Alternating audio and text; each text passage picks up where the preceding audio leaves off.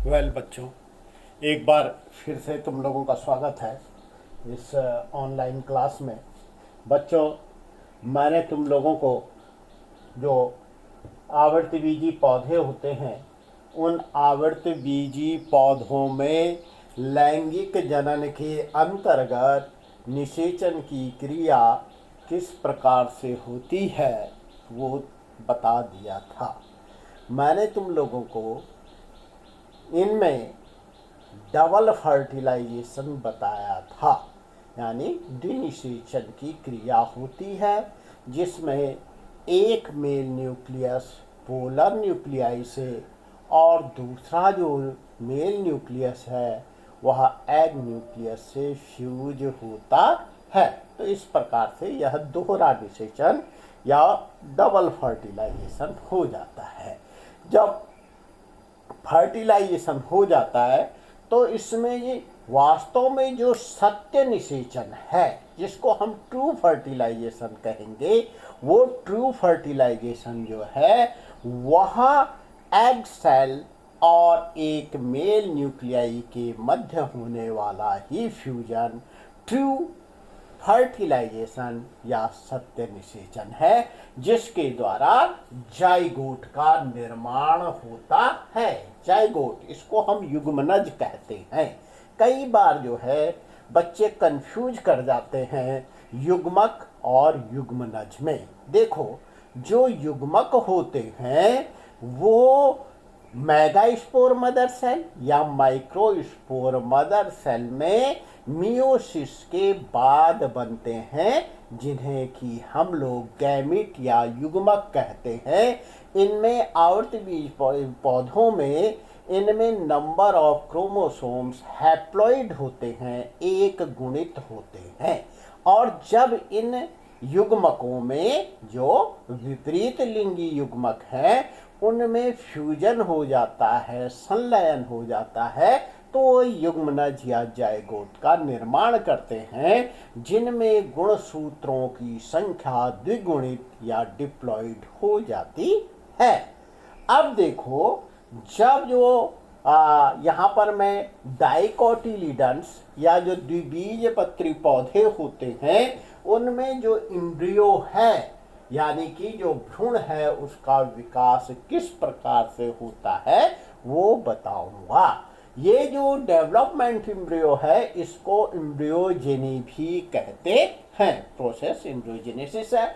यहाँ पर ये जो देखो जाइगोट जो बनता है जो कि डिप्लॉइड है, इसमें जो है डिवीजन हो जाता है, ट्रांसफर, और इसमें दो कोशिकाएं बनती है। एक को हम बेसल सेल कहते हैं, दूसरे को हम हाइपोबेसल सेल या टर्मिनल सेल कहते हैं। देखो, उसके बाद आगे तुम लोग देख रहे होंगे ये जो बेसल सेल होता है इसमें पुनः विभाजन हो जाता है और यह दो कोशिकीय जो है दो कोशिकाएं बना देता है। इसी प्रकार से जो टर्मिनल सेल है इसमें भी लॉन्गिट्यूडनल डिवीजन हो जाता है और इसमें भी दो कोशिकाएं बन जाती हैं। अब जो ये हमारे पास जो बेसल सेल है ये धीरे धीरे बड़ा होने लगता है और बड़ा होकर के ये हस्टोरियल सेल का रूप लेता है। हस्टोरियल यानी कि यह एक चूसक कोशिका होती है जो कि न्यूसिलस और एंडोस्पर्म से इस इम्ब्रियो के लिए, जो इम्ब्रियो डेवलप हो रहा है उसके लिए पोषक पदार्थों का अवशोषण करती है। आगे जाकर के यह हस्टोरियल सेल में फिर डिवीजन होता है। फर्दर डिवीजन हो करके यह एक रचना बना देता है जिससे कि यह इम्ब्रियो जुड़ा हुआ होता है, भ्रूण जुड़ा हुआ होता है। इसे हम सस्पेंसर कहते हैं। जबकि यहाँ पर जो इम्ब्रियो था इस इम्ब्रियो में एंटीक्लाइनल और पेरिक्लाइनल डिवीजन होते हैं। इसमें 4 सेल स्टेज, फिर उसके बाद 8 सेल स्टेज का इम्ब्रियो बन जाता है।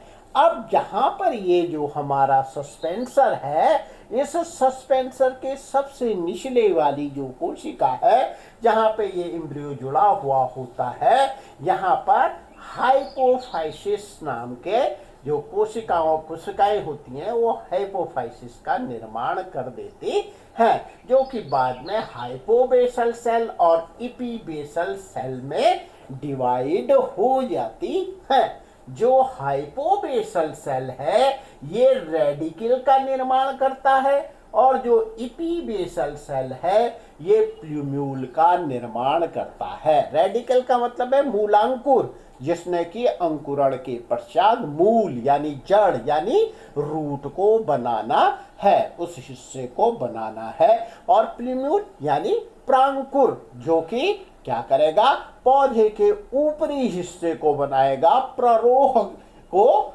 जन्म देगा, तो उसे हम प्लूम्यूल कहते हैं। अब क्या होता है, ये जो यहाँ पर जो 8 सेल एम्ब्रियो था इसमें एंटीक्लाइनल पेरिक्लाइनल डिवीजन होते हैं और उसके बाद जो सबसे बाहर की जो दीवार होती है ये डर्मेटोजन का निर्माण करती है।